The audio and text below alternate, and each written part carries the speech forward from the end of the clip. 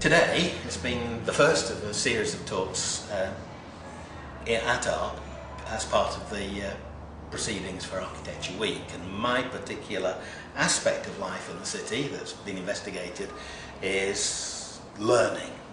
Well, every school's special if you go there, it's your school. What's happening now is this movement towards, if we have problem areas, problem schooling, then we can throw money at the problem and that will solve it. And as someone who spent 35 years in education, I think I know a little bit about it, not everything. But I've researched into it, had a look at the reasons why we need to learn, how there are different learning methods, and also recollections, knowledge of very successful examples of learning. And I know lots of people who've benefited from my application of some of these techniques. Building Schools for the Future, though, is this sort of terrific opportunity for rethinking design in schools and doing something exciting. We've had school building programmes before, the Victorians did it.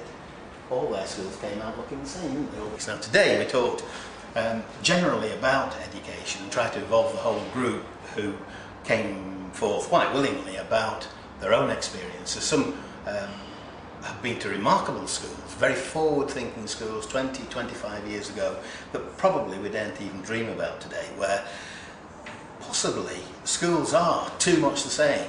They are fortress schools, schools that are surrounded by barriers, that don't welcome in the community.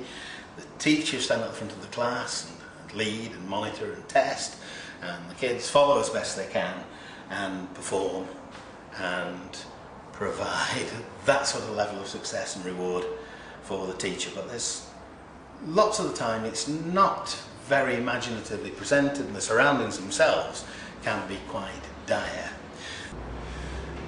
Community use outside the school day, one of my favourite things. I'm a great believer in that. I've been to loads for myself, and I like the idea of it opening up your family sort of learning notion takes place if you can open up and keep the school open for people to use.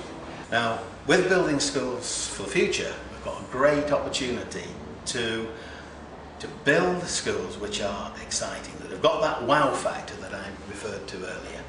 But as far as designing goes, I'm a great believer in the architect as an artist. And sometimes, rather than the artist being compromised by the decisions of committees, I think we should perhaps give them some sort of free rein to express themselves, because if we do, then we're going to get inspiring buildings that excite the people who go there, and perhaps, by the very design of them, present new possibilities.